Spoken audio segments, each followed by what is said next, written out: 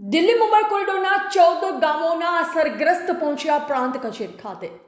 Delhi Mumbai corridor પ્રોજેક્ટના કારણે 14 ગામોના 17 મૂળભૂત સુવિધાઓ છીનવાઈ હતી,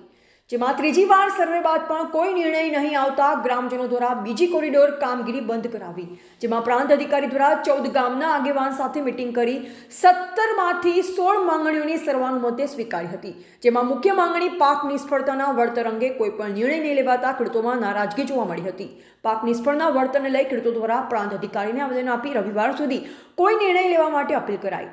જો કોઈ નિર્ણય નહીં લેવામાં આવે તો આવનાર સોમવાર 16/12/2024ના રોજ ફરી દિલ્હી મુંબઈ કોરિડોરના કામગીરી બંધ કરવા માટે ચીમકી ઉચ્ચારી। રિપોર્ટર પ્રવીણભાઈ કલાલ।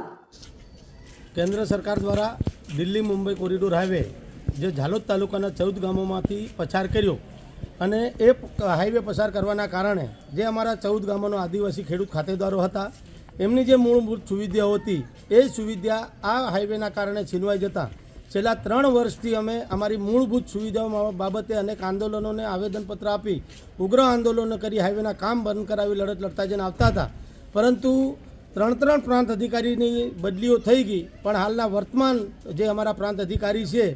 એમનો અમે ખૂબ ખૂબ આભાર માનીએ છીએ કે છેલ્લા 3 વર્ષ બાદ આ પ્રાંત અધિકારી શ્રી દ્વારા અમારી માંગોને સ્વીકારવામાં આવી। જે અમારી 17 માંગણીઓ હતી એ પૈકી 16 માંગણીઓ સ્વીકારી ગઈ છે, પરંતુ હાલ આ કોરિડોર હાઈવેમાં અણઘડ માટી પૂરણ કરવાના કારણે જે અમારા 14 ગામના ખેડૂત ખાતેદારો હતા એમનો પાક નિષ્ફળ જતા એમના પરિવારને ગુજરાન ચલાવવું ખૂબ અઘરું પડેલ છે।